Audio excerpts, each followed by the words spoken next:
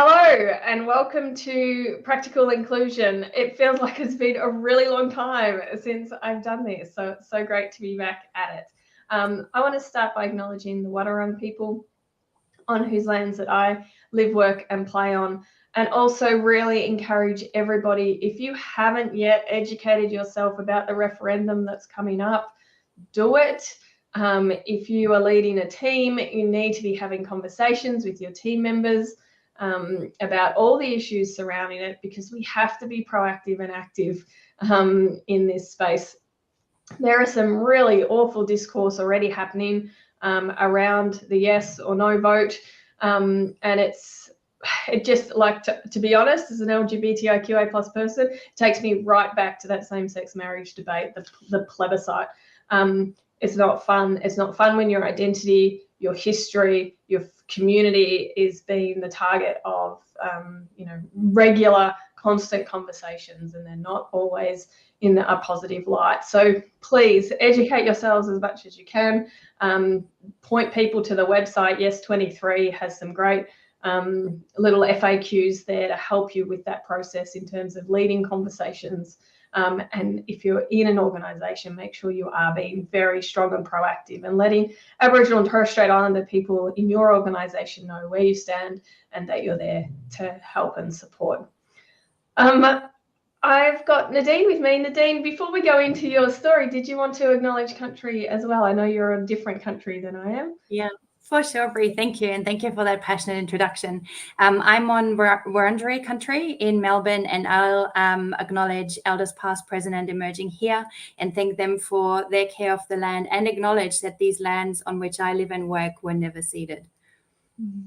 Beautiful, thank you. And for those of you who are watching in, whether it's live or on the replay, at any point today, you've got thoughts, comments, reflections or questions, type them in either on LinkedIn or Facebook or wherever you're watching. It might be YouTube. And if we can, we will absolutely answer them on the spot. And if not, we'll get to them afterwards as well. Nadine, I'd love you to, as usual, start us off today by telling us a little bit about yourself and why you've come on to talk on a Practical Inclusion show. Thank you so much, Bree, for the invite to come and join you this morning. And this is in equal parts exciting and anxiety-provoking. So, but we are jumping right in, right? So yes, I am a fellow DEI entrepreneur, so somebody who's working in the diversity, equity and inclusion space. I am the founder and managing director of Equity by Design, which is a specialist consulting company in student equity and widening participation.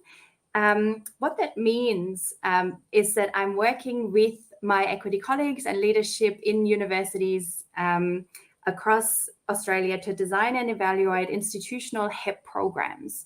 The HEP is the Higher Education Participation and Partnership Program, which is a federal government program which has run since 2010 and gives money to universities with the expectation that they engage with young people and their supporters, families, teachers, schools, communities in areas of educational disadvantage. So really reaching out to young people who wouldn't necessarily consider higher education, tertiary education as their path.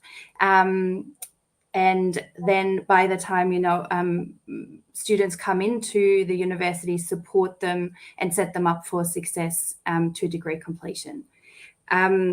So that student equity, so I very much play on the student equity side, which is in many ways a subsection of DEI practice, and where Australia is world leading from a policy perspective and from the investment that successive governments have made into this space. So yes, I transitioned to self-employment. The first official day was the 1st of May, so I'm 2 months in. And I'm, really, really excited to be able to share this story with you and with the audience today.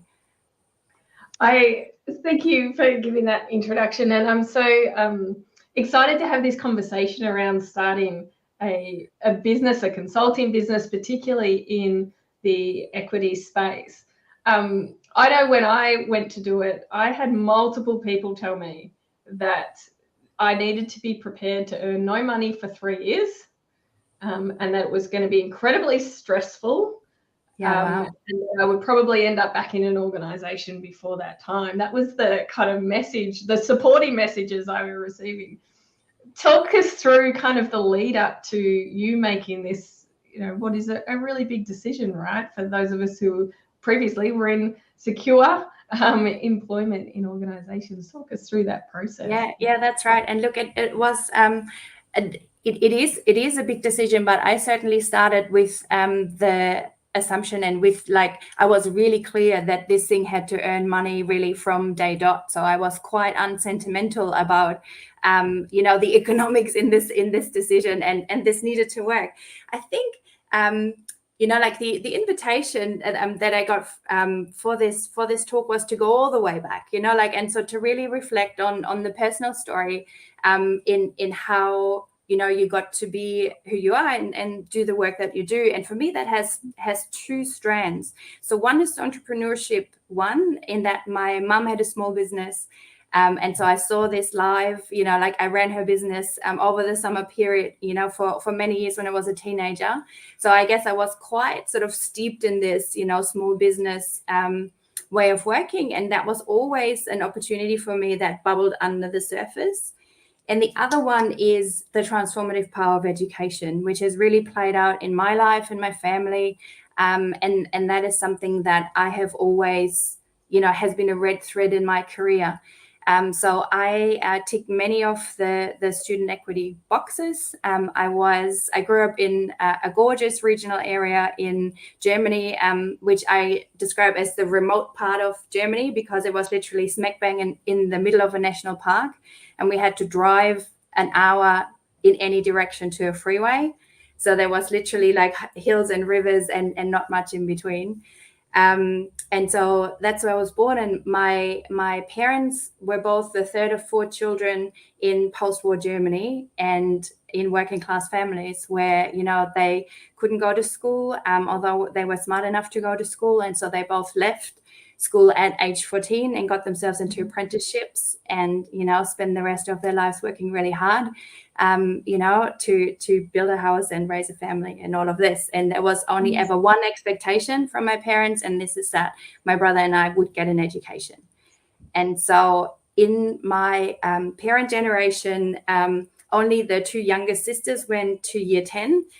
And everybody else, got themselves jobs as teenagers. And in my generation, there's 2 PhDs and a third one in the making. So we really heard this message, and took it all the way. So I think this really isn't a coincidence, for me to have sort of ended up in this line of work, and where I really see my contribution as opening doors for others. So I'm, trying to use my power and my privilege and my expertise to really, at scale, work with universities to open doors for those, who wouldn't necessarily have considered uni as their pathway, and to really, engage with this opportunity as a path to a good life. Right. I guess that's this is all the way back. And you look as if you want to ask a question, so jump in. No, I'm fascinated. So that's the values are really clearly there. And it seems the way you answered that question initially is that you were just kind of I'm just going to make money out of doing this. Of course, I'm going to go and run my own business. And how was that from a economic stability kind of? How did that influence the decision? Yeah. Look, I got to. So COVID was a real inflection point for me. So on Wurundjeri country, the Melburnians, were locked down, harder than most Australians. And, I was not one of the ones who learned to make sourdough bread and got a new hobby, right? I white knuckled the whole thing, and just hung on for dear life. So I came out of COVID lockdowns really quite unwell and quite challenged, and really just, glad to make it reasonably unscathed. I guess this could have gone another way. So COVID was not good for me. or my little family. And so I really sort of went to, how am I going to spend the second half of my working life? What do I want to contribute, and how do I want to work? And so it was really about, like the impact I wanted to make with my work, but it was also around, there must be another way to do this working life. So I have had, and I said to Bree, like I won't go sort of through my professional biography and the different steps in great detail, but it's there on my LinkedIn profile. But I had busy management roles, the whole time. I managed 2 rounds of redundancies from my lounge room, during COVID. So it was a really tough time. And so I didn't want to keep working like this anymore. So I wanted a bit more space to be a more present parent to my little one, who was also not having a great time. And also to look after myself much more, sort of come back to a level of health that was acceptable for my age bracket. So it was really about, like, can we do this differently? And so this is where sort of these 3 values emerged, of impact, autonomy, and joy. So I had always been a values-based practitioner, and I really sort of wanted, a different way of working. And so then I guess what happened was that there were a series of events late last year that crystallized 2 things. So one were I was part of I was part of a global book writing project. So where we brought together 32 case studies from 8 different regions of the world, and I was the Oceania representative. So I co-wrote 3 good practice case studies in Australia and 1 in New Zealand. And so then the project was led by the Lumina Foundation in the US, and they flew us together in Vienna for sort of the final workshop, and, let's bring it all together. And that was an amazing experience, because the majority of the contributors were sort of advanced practice. So they had literally had decades of experience to draw, and they had worked, like across the globe in this space. And I'm like, wow, like that was so good for the soul, right? And I learned so much, and it was just amazing to be with these people, right? And to be one of them. And directly on the back of this, so I flew from Vienna to Canberra for the EFIA conference. And so it was the first time, like I reconnected with all of my equity colleagues in real life, right, post-COVID. And it was so good. And I sort of came away from that week really to go, these are my people, right? So I want to work in this space again. So I branched out into broader student experience, student services, that sort of parcel of work. But it's like, this is my tribe, right? I want to work in equity practice again, and I want to be, like with these people. And the other one was that there was energy in the sector for the first time since the introduction of HEP around student equity. So there was the National Centre for Student Equity in Higher Education, the NESHI, which was being repositioned to really make a different kind of impact and to really shape policy and practice through evaluation. And then there was the Accord review process by Mary O'Kane, which had also just been kicked off. And so I knew that there was energy, and I've always ridden the wave, right? So I've looked for energy and really sort of pegged my wagon onto it and hoped to be sort of just ahead of the wave, right? So those 2 things were going on, and I'm like, I want to be a specialist, like in student equity. I want to work at the national level, ideally the global level. How do I make this happen, right? And so I applied for the director NESHI role, which was advertised, and didn't get that. And so then, okay, so this is not going to happen. But I was committed by that stage. I was committed. And I'm like, okay, I'm going to do this my own way, right?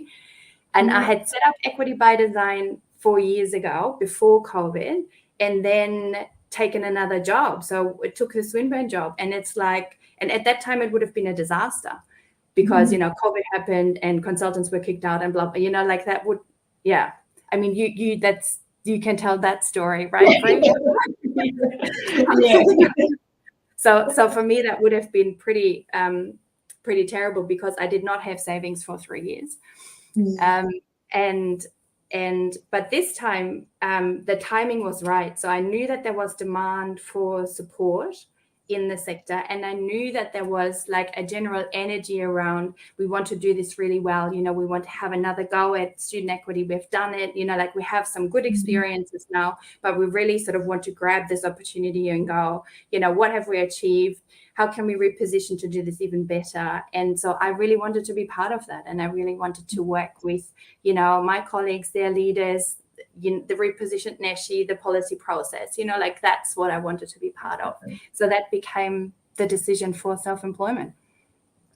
That's such an interesting story to listen to, and to hear how that came together. And what really stands out for me is that how, timing kind of is everything when it comes to, launching a business. And it's interesting, your reflections on COVID. Absolutely, because I obviously started mine just before COVID and thought that my business was also going to be focused on the higher education sector, and then COVID hit. And so that timing was actually perfect for me, because what it did was expand my reach outside of the higher ed sector. And obviously DI was having its moment then as well. And so it ended up being a really positive thing for me to broaden my perspective. And for you, like right now is the time, and you've got that right, and you've hit the ground, I hate to use that phrase, but you hit the ground running, because how crucial that timing is. Yeah. I'd love to hear a bit more about, you spoke about impact, autonomy, and joy being your values. And this is interesting because I think I mentioned maybe last time on this show that I've started doing a coaching accreditation. And one of the theories that we were studying was called, I think, the self-determination theory. And it highlighted 3 things that very simplistically, that indicated health and well-being. And one of them was connectedness, relationships. Then it was competence, but more in the fact that you feel that you get to apply your competence, you get to apply your skills, and people value that. But the third was absolutely autonomy. And I've been really reflecting on this over the last few months, working with a number of clients to see how when that autonomy is missing, it really can play out in such a negative way in people's lives, not just from a work perspective, but more broadly from their health and well-being. We kind of need that sense of autonomy, don't we? Can you talk about how that plays out now that you are working for yourself, how that autonomy feels and acts? Yeah. Look, what is it? Like it is a double-edged sword, right? Because with autonomy also comes, the sort of the relative lack of a safety net. And you talked about this previously, right? Mm-hmm. So for me, I go back to, I was very unsentimental about the fact that this, the business needed to earn money. So I had a buffer, and but not unlimited. And so I was very clear about in my business plan about, I need to hit a number. So this is, I need to be able to continue to pay my mortgage, which now attracts significantly more interest than previously.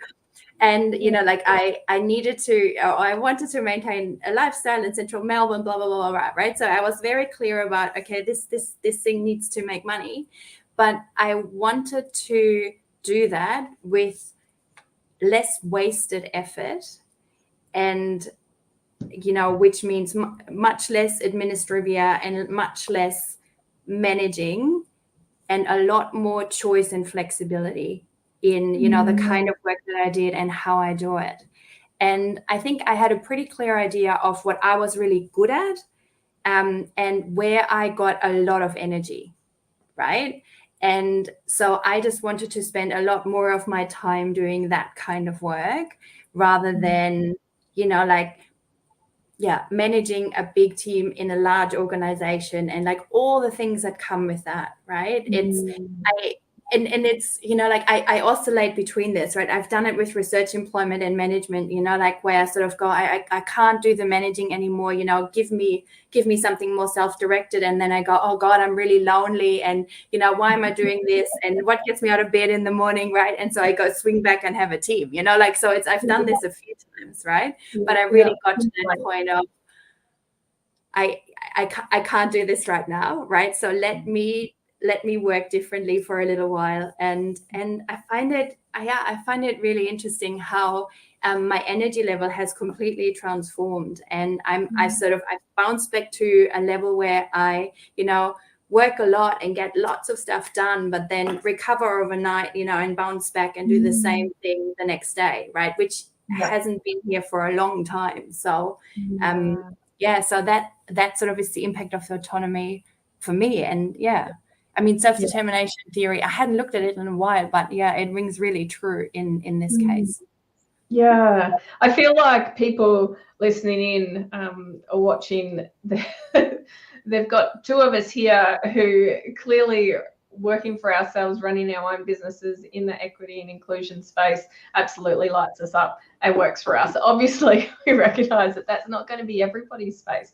But I think it's really what you're describing and what you're talking us through is that process of working out the best way of working for you at this moment in your life. And I just can't advocate more strongly for people to do that and think about that it's not just the job, it's also the way that job is structured and how it allows you to work. And as you've just given such a great sales point really for finding that structure that works for you, because then you do wake up with energy.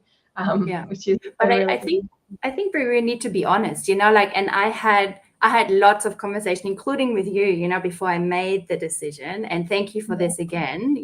Brie was super, super generous, in how she shared with me about, like the joys and what she struggles with and how she set up, which I really appreciated. So thank you again.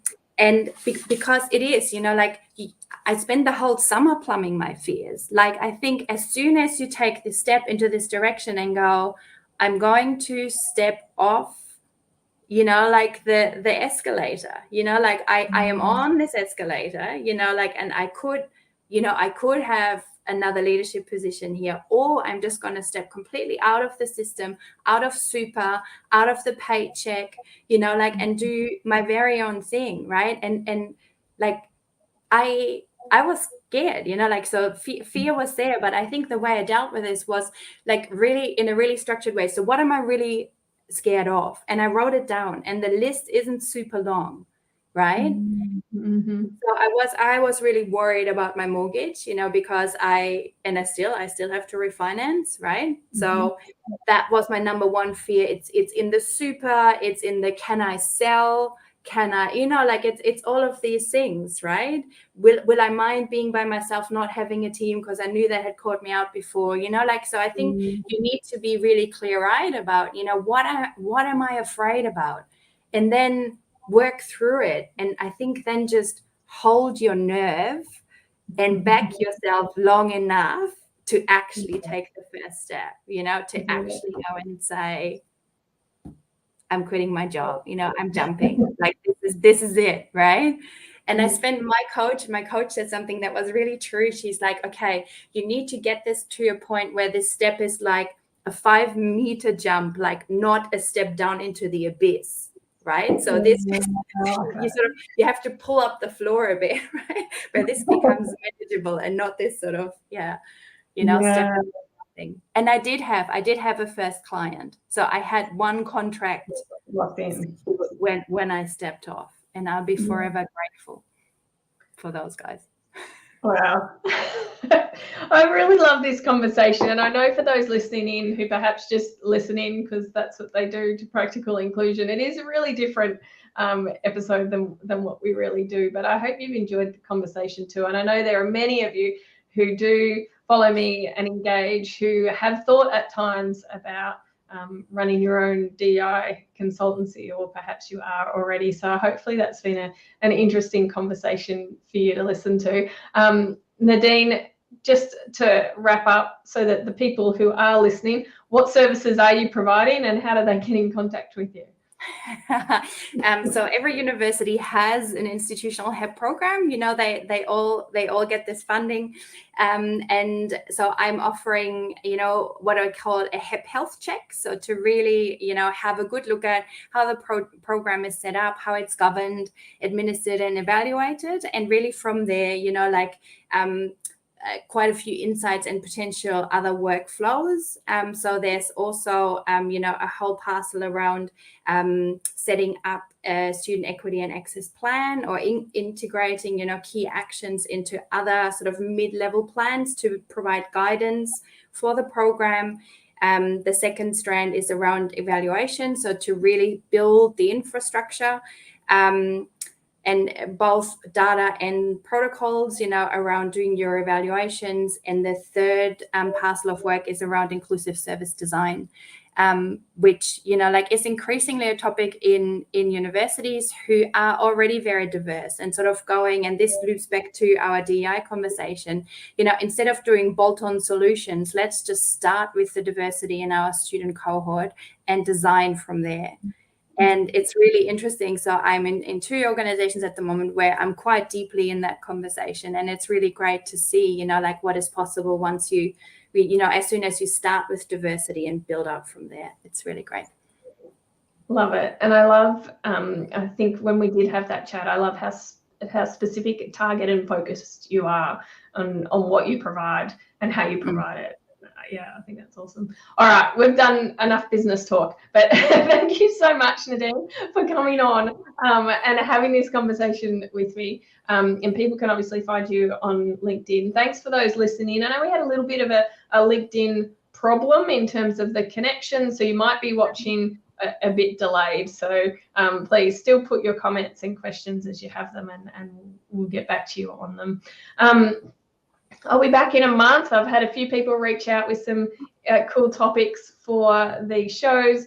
Please, absolutely, if you're sitting there going, I've got something to say on a practical inclusion show, reach out to me. I'd love to highlight you and create space for you to share your lived or professional experience in diversity, equity, and inclusion. As you can see, we cover a whole range of different topics and conversations. If you are interested in joining our DEI network, which is basically just a gathering once a month online of people who are working in the diversity, equity, and inclusion space to talk about their challenges, successes, and we always have a topic for the month. And just last month we did Lily Zeng's book DEI Deconstructed. If you haven't read that, do it. It's definitely worth having a read, probably 3 reads, to get across the type of things that Lily is discussing when it comes to diversity, equity, and inclusion.